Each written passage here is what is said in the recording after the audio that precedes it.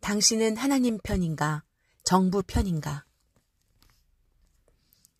한 독자가 어떻게 다른 그리스도인들과 교제할 수 있는지 물었다. 교회도 갈 수 있고 선교 단체들과 교제할 수 있다 하니 어떻게 코로나 시국에 교회를 가며 인터콥처럼 정부의 지침을 어기고 3,000명이 모일 수 있는지 이의를 제기했다. 정부의 방역 지침을 준수도 해야 하는데 지혜롭지 못한 모습이 아쉽기는 하다. 그렇지만 한편 정부와 여론에 길들여지는 그리스도인들에 대해 걱정하는 마음이 생겼다. 아직도 생각나는데 샘물교회에서 아프간 선교를 하다 순교를 당하자 여론의 질타를 당했다. 교회마저 여론에 편승하여 샘물교회를 비난하는 그리스도인들을 보고 기겁했었다. 한국에서 코로나는 약간 소강 상태를 보이는 가운데 기온이 떨어지면서 세계 나라에서는 다시 증가 추세에 있다. 이 상황이 언제까지 갈지 모르고 종말론적 관점에서 더 큰 상황이 올 것으로 예측하기도 한다. 소나 양이나 개나 닭은 처음부터 가축을 길들여지지는 않았을 것이다. 야발은 장막에 거주하면서 가축을 치는 자의 조상이 되었다.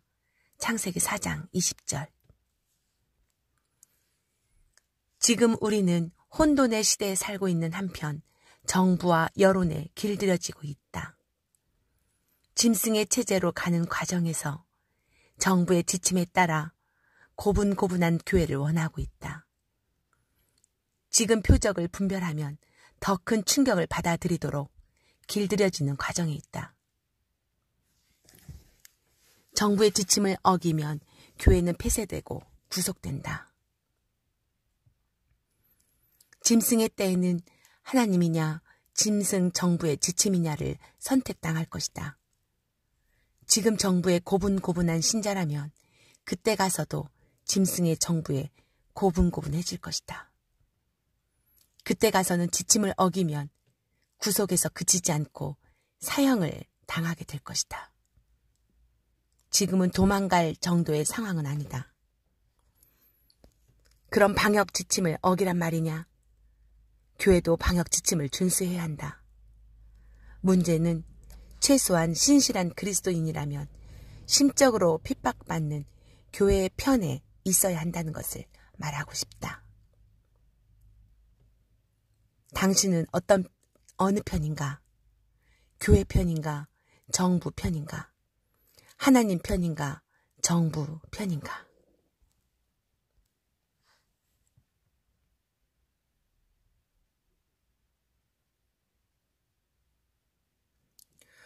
이 상황을 어떻게 이분법으로 보느냐 말할 수도 있을 것이다.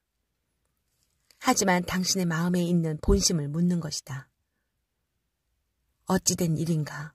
대체 무슨 일인가? 교회의 권리가 박탈당하는데도 여론의 편승에 정부의 입장을 두둔하고 교회를 비난하는 그리스도인들을 어떻게 이해해야 하나? 주님께서도 이는 내가 보증하는 자라 아버지와 천사 앞에 소개하기 거북하실지 모르겠다. 네, 교회 문을 닫겠습니다. 네, 교회에 출석하지 않겠습니다. 네, 백신을 받겠습니다. 네, 짐승의 표도 받겠습니다. 짐승의 정부는 하나님을 적대한다. 실상을 본다면 현재 정부들 또한 하나님의 편이 아니다. 언론이나 여론은 사탄의 홍보 대사들이고 그들의 주장은 하나님의 뜻과 반대되는 것들이다. 주님께서 복음을 방해한 유대인들을 사탄의 클럽에 속해 있는 위장꾼이라 부른 것을 기억해야 한다.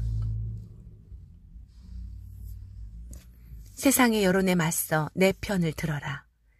그러면 나도 하늘에 계신 내 아버지 앞에서 너희 편이 될 것이다. 너희가 겁이 나서 달아난다면 내가 너희를 감싸 줄 것 같으냐? 나는 내가 한 일을 잘 알고 있다. 그리스도인들은 중간지대에서 양다리 거칠 수 없다. 선택은 죄가 머무는 곳이다. 거짓이 진실이 되면 모든 것이 진실로 둔갑한다.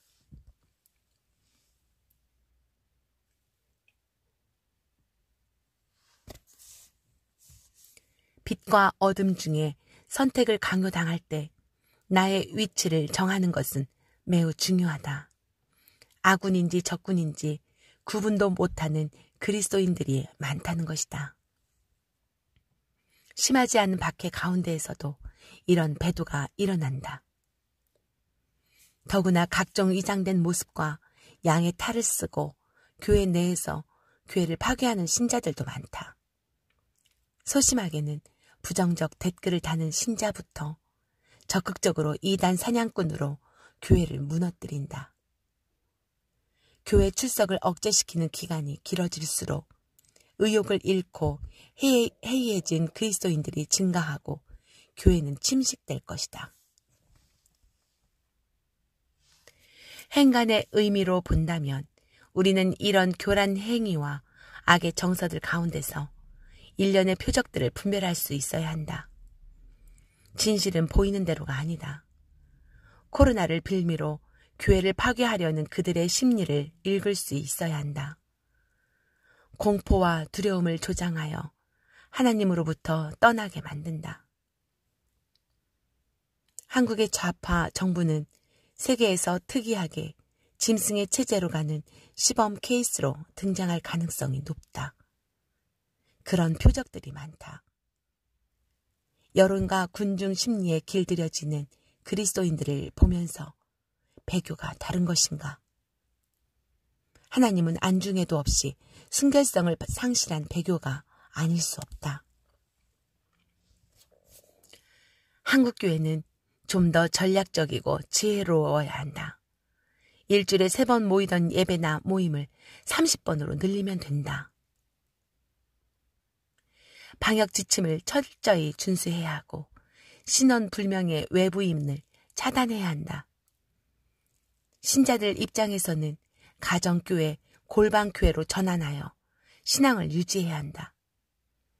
우리는 심령을 다해 주님을 추구하는 것이지 정부의 지침을 우선적으로 순종하는 것은 아니다. 지금 세상은 최악의 상황으로 가고 있는 과정이다. 교회의 적대적인 짐승의 정부를 수용하라 요구하는 악들이 풀려나와 미혹하고 있다. 그리스도인들이 이런 표적을 분별하고 지혜롭게 행동해야 한다. 그리스도 안에 머무르도록 분투하십시오. 적극적으로 하나님 편에 자신의 위치를 정하십시오.